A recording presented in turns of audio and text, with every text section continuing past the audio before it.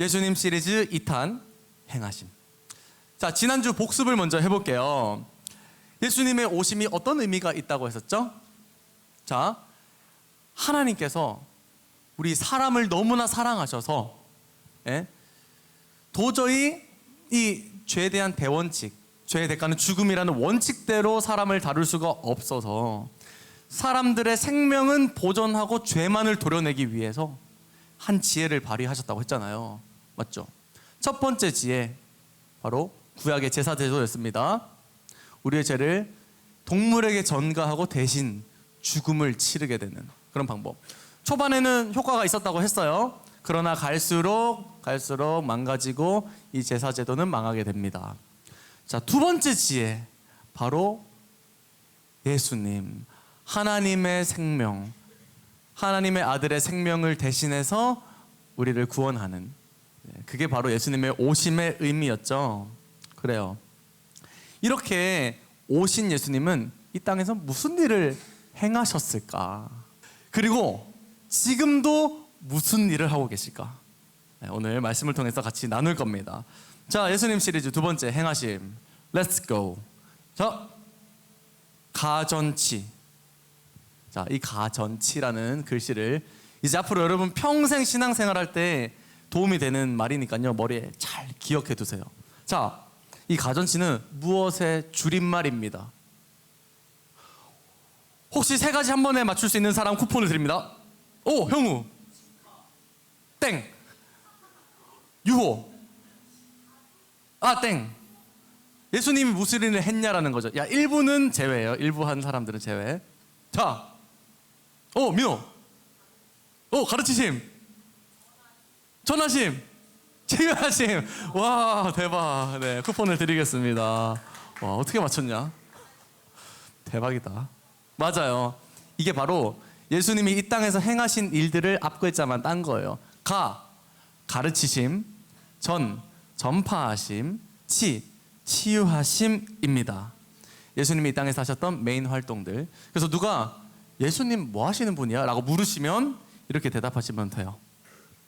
자, 하나씩 꼼꼼하게 보도록 하겠습니다. 자, 먼저 예수님은 이 땅에서 가르치시는 일을 하셨죠. 기억나시죠? 제자들과 산에서 대화 나누시면서 산상수훈, 제자로 어떻게 살아야 되는지 가르치셨죠. 또 여러 가지 비유를 통해서 하나님의 나라를 가르치셨잖아요. 어떤 비유가 생각이 납니까? 우리 찬양으로도 있는데 천국은 마치 밭에 감추인 보화라고 비유하면서 가르치셨고, 또 우리 하는 주기도문도 예수님이 가르쳐 주신 기도고요. 맞아요. 예수님이 이렇게 가르치시는 일을 하셨어요. 그를 따르는 사람들, 그의 제자들에게 하나님 나라는 구체적으로 뭐고, 하나님과는 어떻게 관계를 맺을 수 있고, 구약의 이전까지 율법이라고만 생각했던 하나님의 말씀이 어떻게 우리 실상 가운데 적용되며 하나님의 나라를 만들어 가는지를 가르치시는 일을 하셨습니다. 자, 두 번째, 전은 뭐죠? 전파하심, 전파하심. 자, 한번 말씀을 같이 읽어보도록 하겠습니다. 자, 앞에 보시고 같이 읽어요. 시작.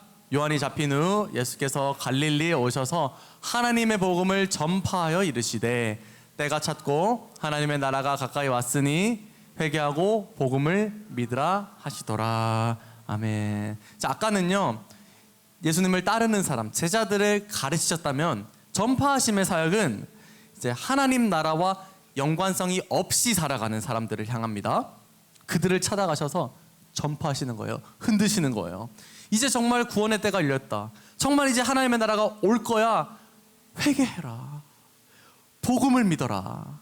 라는 사역을 하셨다는 거예요. 쉽게 말해서 잠들어 있는 영혼들을 깨우는 사역을 하셨어요.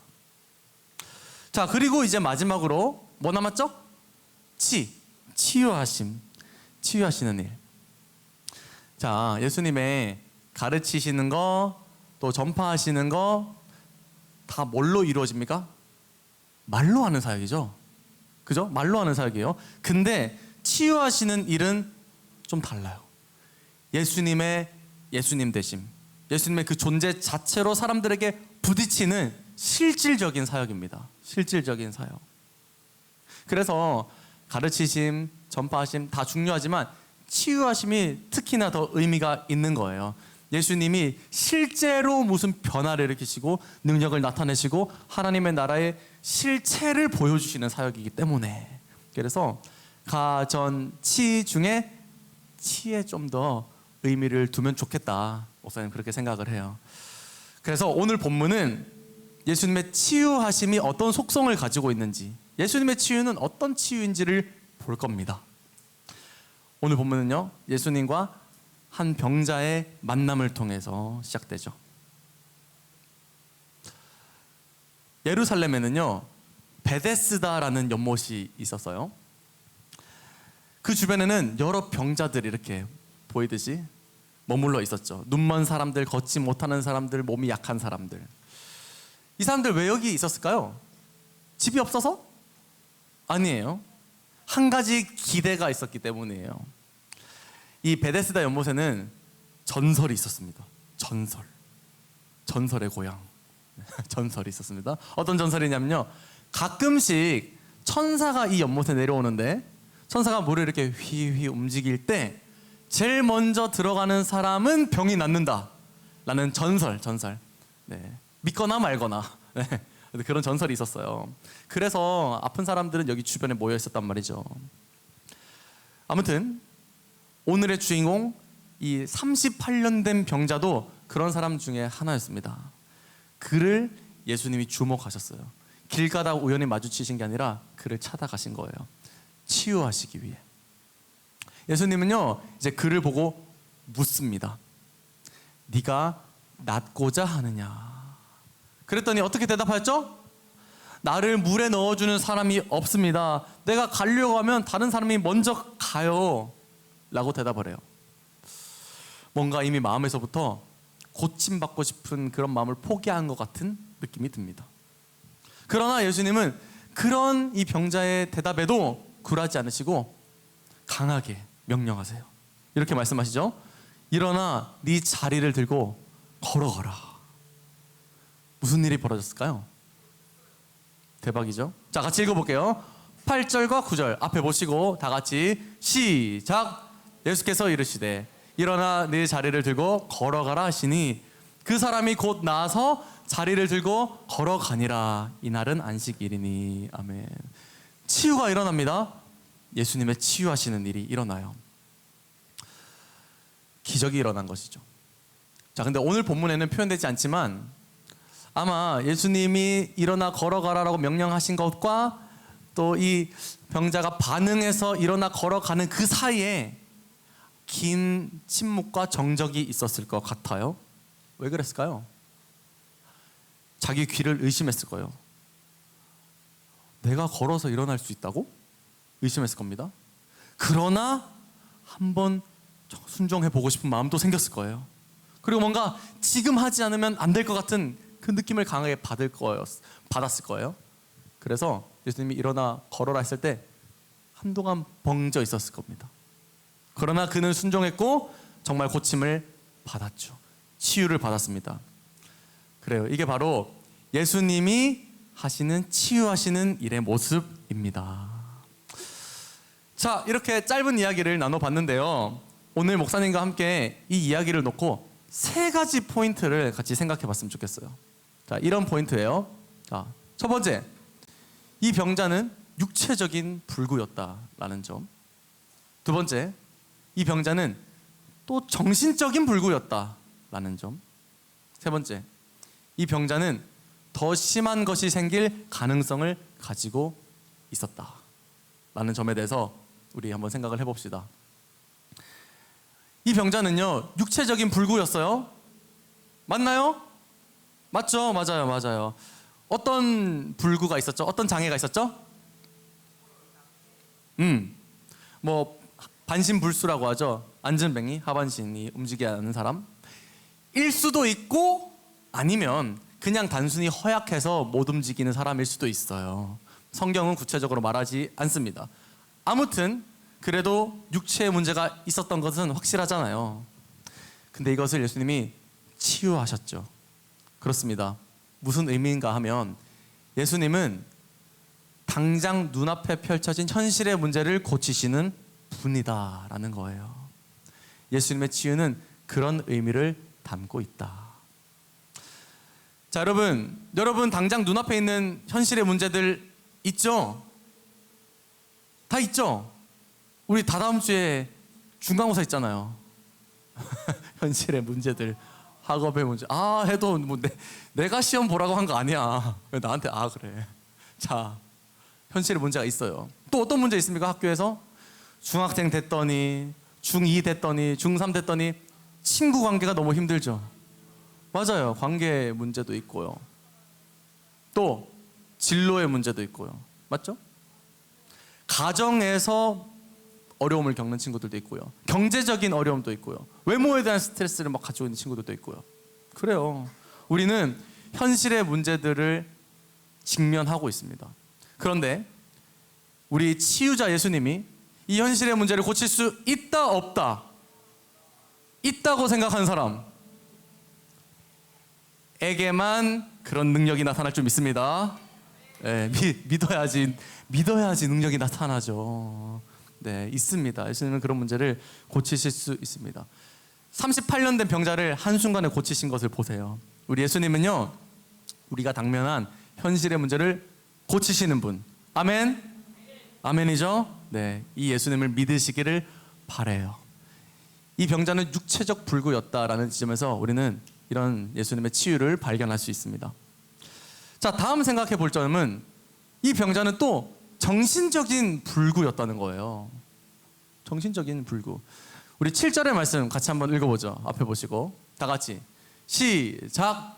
병자가 대답하되 주여, 물이 움직일 때에 나를 못에 넣어주는 사람이 없어 내가 가는 동안에 다른 사람이 먼저 내려가나이다. 이 사람 정신적인 불구였어요. 자, 이 대답에 대한 질문이 뭐였죠? 예수님의 질문. 네가 낫고자 하느냐 였잖아요. 그런 너 낫고 싶니? 이런 질문이었잖아요. 근데 좀 이상해요. 자, 잘 생각해 보세요. 너 여기서 왜 이러고 있니? 라는 질문이었다면 이 대답이 맞죠. 저 못에 넣어주는 사람이 없어서 이러고 있는 거예요. 맞죠? 근데 질문이 그게 아니잖아요. 너 낫고 싶니? 그러면 대답은 딱 한 개밖에 없어요. 네, 저 낫고 싶어요. 가 대답이어야 되는데 이 병자는 어떻게 대답하죠? 아무도 저를 넣어주지 않아요. 무엇을 엿볼 수 있습니까? 이 사람의 정신 상태. 이 사람은 체념하고 있어요. 이미 낫기를 체념했어요. 핑계를 대면서 한번 열심히 이 문제를 극복해보자 하는 그런 마음도 없고요. 자신의 불행을 그냥 피하고만 있을 뿐이었죠. 패배주의에 젖은 모습입니다. 육체뿐 아니라 정신도 불구였어요. 이 사람은. 그러나 예수님은 이것도 치유하십니다. 아멘? 아멘이에요. 그의 병든 내면도 치유하세요. 일어나 네 자리를 들고 걸어가라 라고 말씀하시는 예수님의 눈빛이 어땠을까? 아마 그래, 카리스마도 있었겠고 모든 것을 아시는 것처럼 모든 것을 품어주실 것 같은 따뜻한 눈빛이었겠죠? 플러스 내가 반드시 너를 그렇게 할 거야 라는 확신에 찬 카리스마 있는 반짝이는 눈빛 아니었겠습니까? 그런 예수님의 눈빛과 결단이 이 병자를 사로잡아요. 그 마음을 확 사로잡아요. 그렇게 이렇게 생각합니다. 내가 걸을 수 있다고? 이전까지 도망자 패배자로 살던 내가 그 일을 하신다고 이분이 한번 순종해 볼까? 아니, 나 꼭 순종하고 싶어. 이런 나를 일어날 수 있다고 저 강렬한 눈빛으로 나를 바라보고 계시는데 그래, 해보자 라는 생각을 하게 됩니다. 그래서 순종하고 일어났죠. 고침을 받습니다. 육체의 치유를 경험했고 더불어 내면의 치유도 경험한 거예요. 예수님은요, 이렇게 우리의 현실의 문제뿐만이 아니라 우리의 내면의 문제, 우리 내면에 어떤 문제들이 있습니까? 마음 깊이 숨겨두었던 나의 죄책감, 상처, 갈등, 자기 비하, 자기 혐오, 그런 것도 우리 예수님은 치유하시는 분인 줄 믿습니다. 아멘. 아멘. 여러분의 내면이 주님 앞으로 나갈 때 반드시 치유될 거예요. 예수님의 치유는 이러한 치유다. 자, 자, 우리 이제 다시 성경 말씀 이야기로 들어가 볼게요. 자, 예수님은요 38년 된 병자를 일으키신 후에 잠깐 자리를 피하셨어요. 왜냐하면 거기 있는 바리새인들과 서기관들이 안식일에 병을 고치다니 하면서 예수님을 잡으려고 했거든요. 그래서 잠깐 자리를 피하셨다가 다시 얼마 뒤에 성전으로 나타나십니다. 그래서 이제는 병자라고 부를 수 없는 이 사람을 만나게 되죠. 성전에 얼마나 사람이 많은데 우연히 만났겠어요? 아니에요. 예수님이 찾아오신 거예요. 근데 이전까지 예수님은 한 번도 자신이 치유한 사람을 다시 찾아간 적은 없거든요. 근데 이 사람만큼은 다시 찾아가세요. 꼭 마치 뭔가 할 말이 있으신 것처럼. 그를 다시 만난 예수님은 이렇게 말씀하세요. 우리 14절인데요. 저기 강조된 부분에 강조하면서 다 같이 읽어보겠습니다. 다 같이 시작. 그 후에 예수께서 성전에서 그 사람을 만나 이르시되 보라 내가 나았으니 더 심한 것이 생기지 않게 다시는 죄를 범하지 말라 하시니. 아멘. 그래요. 예수님은 이 말을 이 고침받은 사람에게 말해주고 싶어서 그를 찾아가신 거였어요. 예수님이 무슨 말을 하시고 계신 거죠? 더 심한 것이 생기지 않게 다시는 죄를 범하지 말라. 무슨 말입니까? 뒤집어 볼게요. 죄를 범하면 더 심한 것이 생길 수도 있어 라고 말씀하시는 거예요. 얘야, 너 더 심한 것 생길 수 있어. 네가 죄를 범하며 살 때 더 심한 것이 너에게 생길 거야 라는 뜻이에요. 육체적으로도 정신적으로도 치유받았지만 그게 다가 아니야 라고 말씀하고 계신 겁니다. 이 말을 들었을 때 이 고침받은 사람은 이렇게 생각이 들었을 것 같아요. 죄를 범하지 말라고?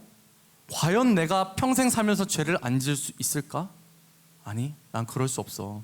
난 또 죄를 짓고 말 거야. 실수하고 또 넘어질 거야. 그럼 더 심한 것이 나에게 닥치겠군. 38년 동안 병들었던 나를 괴롭혔던 그것보다 더 심한 것이 말이야. 그땐 어떡하지? 라고 이 사람은 생각을 했을 겁니다. 여러분, 무슨 말이에요? 이 세상에요 범죄하지 않고 살 수 있는 사람 없고요, 그 죄로 인해 반드시 더 심한 것이 모두에게 생기게 되는데 그것은 영원한 죽음이에요. 영원한 죽음. 영원한 죽음. 주님은요 이 사실을 그 병자에게 말해주고 계신 거예요. 너 육체가 고침받아서 정신이 고침받아서 또 고침받아야 될 것이 남았어. 너에게 아직 더 치유가 필요한 게 있어.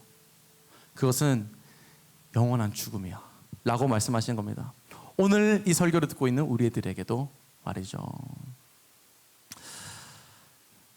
여러분, 주님은 이렇게 질문하고 계신 거예요. 너 현실의 문제, 내면의 문제는 해결받았어도 죄라는 질병으로 인해 얻는 영원한 죽음의 문제는 어떻게 해결할 건데? 라고 물으시는 거예요. 여기 있는 우리들 중에 이 질문으로부터 자유로울 사람 한 명도 없습니다.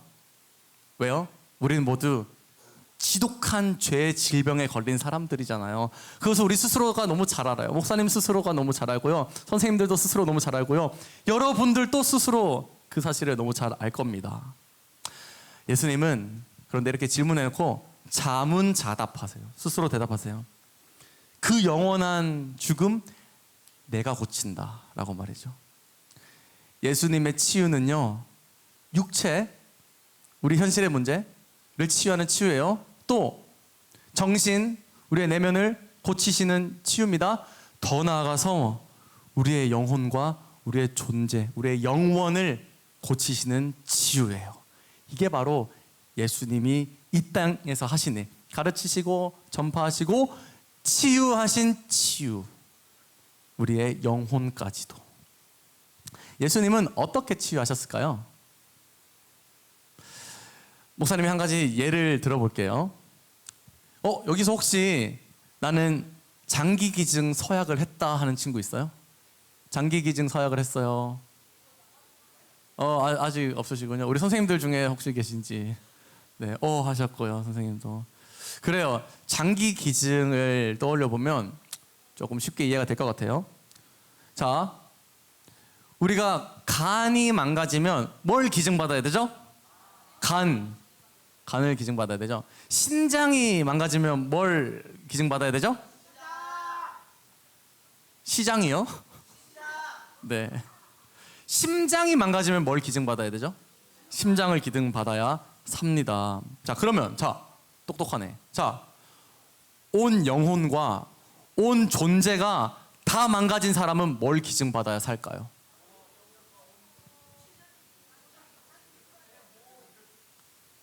야, 저거 그림 보여주니까 막 떠드네. 자, 안 보여줄게. 자, 온 영혼과 온 존재가 막 다 망가진 사람은 뭘 기증받아야 살 수 있냐고요. 깨끗하고 흠없고 그 속에서 영원하고 풍성한 생명이 솟아나는 생명을 받아야 살 수가 있죠. 누가 주실 수 있어요? 예수님이 주실 수 있죠. 예수님은 그런 방식으로 우리의 온 영혼과 온 존재, 죄라는 질병으로 영원한 죽음을 앞두고 있는 우리를 치유하십니다. 십자가에서요. 십자가에서. 지난주 내용의 연장선이에요, 여러분. 예수님 그곳에서 죄의 질병, 사람들의 죄의 질병을 떠안으시고 자신의 생명을 우리에게 주시는 일을 하셨어요. 자신의 영원한 생명을 장기 기증처럼 꺼내어 이식시켜 주셨죠. 예수님의 치유는 바로 이런 치유입니다. 육체를 고치시고 내면을 고치시지만 결국은 우리의 영원한 존재까지도 고치시는 치유.